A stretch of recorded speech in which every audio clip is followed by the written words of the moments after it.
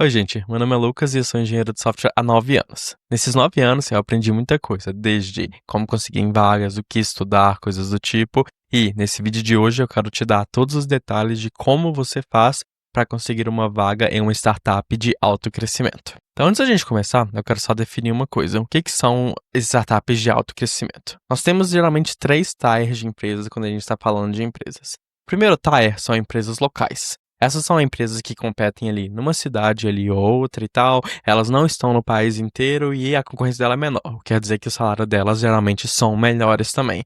Eu diria que aqui o seu teto vai ser um salário de R$ 10.000. Em empresas Tier 2, são empresas nacionais e startups de alto crescimento.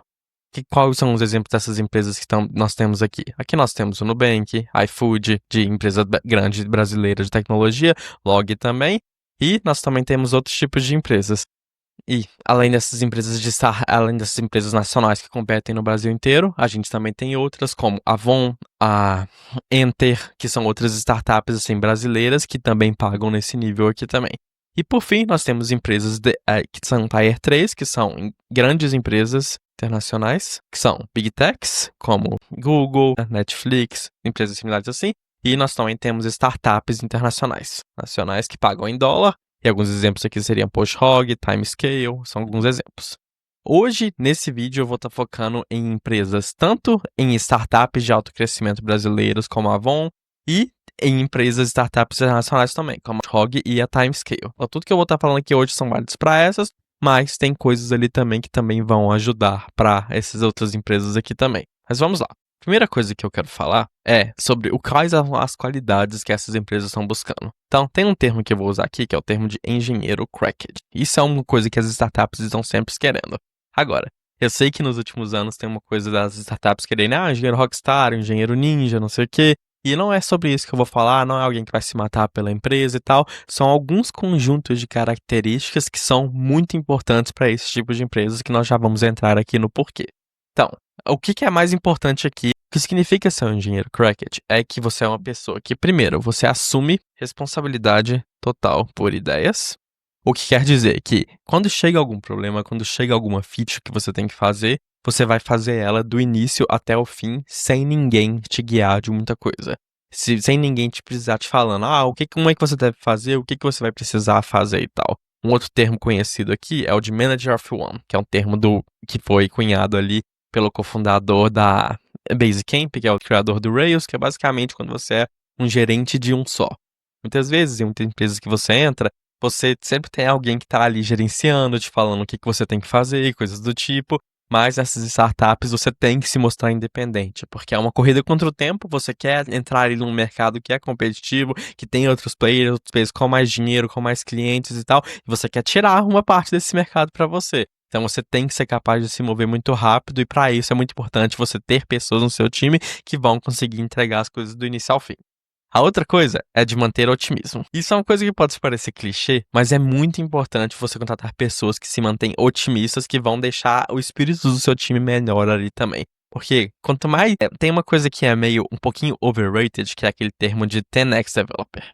O que é? Basicamente seria um desenvolvedor que é 10 vezes mais produtivo do que as outras pessoas. Mas isso aqui é uma bobagem, sabe por quê? Todo software sério não é construído por uma pessoa só, ele é construído por um time. Então, uma coisa que é muito menos importante que você ter um 10x developer é você ter um 10x team. O que você seria? Ao invés de você ter um time de desenvolvedores super incríveis, superstars e tal, nesses termos assim, você quer ter um time que é muito produtivo, um time que trabalha muito bem, que tem uma sinergia entre eles muito boa.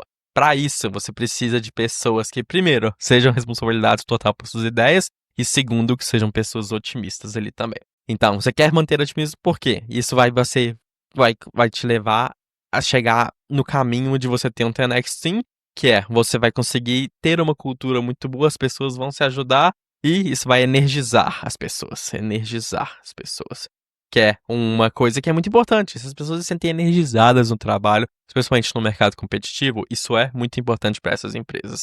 Além disso, outra coisa que é importante é que essas empresas estão buscando, que é uma característica de um engenheiro cracked, é uma pessoa que age com autenticidade sem julgar política. Você não vai ser a pessoa que, não, eu quero fazer esse projeto porque eu sei que ele tem mais visibilidade e ele vai dar mais detalhe para mim. Não. Se existe uma pessoa na sua equipe que precisa de desenvolver aquelas habilidades, você vai passar pra ela, ou se ela vai conseguir fazer mais rápido, mas você não vai ficar, tipo, julgando política e coisa do tipo e tal, porque o mais importante é poder criar um produto bom.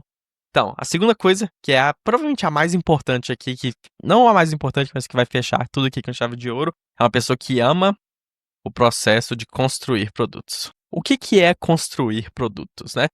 Quando nós somos engenheiros de software, a gente trabalha muito com fazer software, né? Fazer software não envolve só a parte de programação, a parte de codar, porque essa é a parte que a gente fala quando a gente já sabe exatamente o que a gente tem que fazer.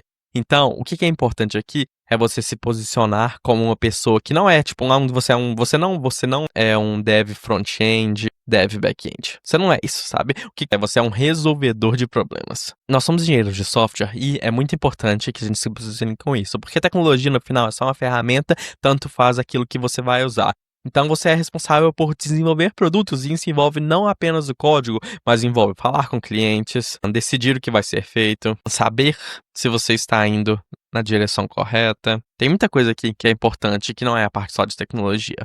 Então, esse termo aqui, engenheiro cracked engineer, é um termo que vem da newsletter do PostHog, que é a empresa que eu trabalho. Eu acho que ele explica muito bem sobre o que é isso. Eu vou deixar o link aqui na descrição também, se você quiser ler mais sobre isso, mas vamos seguir em frente para a próxima característica. A segunda coisa que eu vou falar um pouquinho aqui é sobre linguagens de programação. Todas as empresas de tecnologia, as empresas que eu já falei aqui, que são Tier 2 e Tier 3 para cima, elas não vão pedir tanto uma experiência numa stack específica. Porém, se você quer trabalhar numa startup brasileira ou uma startup para fora, tem sim duas linguagens que se destacam comparado a todo o resto das outras vagas, que são essas duas aqui, Python e TypeScript. Essas são as mais importantes, sabe? Às vezes vai ser Python no back-end, React e TypeScript no front-end, às vezes vai ser tudo TypeScript também. Isso tanto faz. Mas essas linguagens são sim mais importantes do que todas as outras, por quê? Porque a maior parte das empresas itera nelas. E por que elas são boas? Python e TypeScript. Por que essas linguagens são importantes? Porque Python e TS têm o melhor ecossistema para mover rápido. Tem muitos frameworks aqui que ajudam muito a gente a ser muito mais produtivo e conseguir shippar coisas com muito mais qualidade, com muito mais rápido. Porque tem muitas bibliotecas e elas resolvem toda a parte ali da sua stack, seja no front-end, seja no back-end. Tem gente que vai falar, não, por que não vai usar C Sharp, Go, Java, não sei o que são linguagens mais rápidas, porque são linguagens compiladas. Porque, no geral, uma startup não vai falir ou vai ganhar porque ela está numa linguagem compilada ou numa linguagem interpretada, como são essas duas. Em terceiro lugar aqui, seria que empatado entre essas linguagens aqui, que são Go, Ruby e Rust. Essas aqui são provavelmente as melhores. Ruby também pelo mesmo motivo, e Go e Rust estão tendo mais popularidade ali entre empresas, especialmente para aquelas onde as performance é muito importante. Quando eu falo de performance aqui, eu falo sobre tarefas que são CPU-bound. São aquelas tarefas que geralmente têm muitos dados ali em memória e você tem que processar ali todos eles. Agora, se a sua empresa, se ela é bound, o que quer dizer que o principal gargalo de performance é simplesmente tipo, fazer operações de input, output, de read and write, que é basicamente escrever coisas no banco de dados, manter conexões, coisas do tipo. Usar essas linguagens aqui não vai ajudar muito. Então, se a sua startup é IO-bound, que são a grande maioria delas, Python e TS são as melhores, com Ruby ali vindo em segundo lugar. Agora, se é uma tarefa que é CPU-bound, geralmente vão ser as melhores ali. A última coisa que eu vou falar aqui de linguagem de programação, que é um erro que eu vejo muita gente que está começando agora, é ficar pesquisando qual a melhor linguagem 2025. Isso aqui tanto faz, sabe? O que é mais importante aqui, mais do que você escolher aquelas que vão ter as principais vagas, é ter amplitude, ter profundidade ao invés de amplitude. Para quem entende algoritmo de estudo de dados, é basicamente fazer uma depth first search é melhor do que breadth first search. O que é importante nisso? Você, depois que você tem mais experiência, você fica muito mais fácil você se adaptar a vários tipos de linguagem. Se você já sabe uma linguagem muito bem, você só segue, se vão te jogar numa outra linguagem, vai ser muito mais fácil para você aprender. Eu vou dar um exemplo meu aqui, por exemplo. Boa parte da minha carreira eu me considerei, tipo, uma pessoa que tem a linguagem principal como sendo TypeScript. Eu já mexi com algumas outras linguagens também, eu já brinquei um pouquinho com Go, com Python, coisas do tipo e tal, e aprendi Java na faculdade, mas sempre foi a minha linguagem principal. Porém, eu trabalho aqui hoje no PostHog e o nosso back-end ele é todo em Python usando Django. Nunca tinha usado antes, né? durante o processo seletivo, as empresas geralmente entendem. Se você já não tem experiência com um framework específico, mas você tem com outro que é muito parecido, é uma questão ali de 1, 2 semanas, pronto. Você já vai conseguir ser 80% produtivo se você tem a experiência naquilo que é importante, que é saber quais problemas vão ser resolvidos. Especialmente hoje em dia, que a gente tem essas ferramentas de LLMs que são ótimos professores para quando você já tem noção da programação, essa coisa aqui fica muito mais trivial, muito mais fácil. A terceira coisa que eu quero falar, que é sobre a importância de demonstrar impacto, que é relativamente similar ao que a gente falou aqui na parte de engenheiros cracked também. O que demonstrar impacto é você falar, você fez um código, você fez uma feature, você fez um software, o que essa feature causou? Sua receita aumentou, seus clientes estão usando esse produto, a sua retenção aumentou, tem mais gente entrando no seu software, tem mais pessoas se cadastrando, sabe? Tudo o que você faz, se você quer ser um engenheiro cracked, você tem que pensar, por que eu tô fazendo isso? Por que isso é importante? O que isso vai conseguir? Isso é importante, muito importante, para você saber o melhor jeito de você entregar o software também.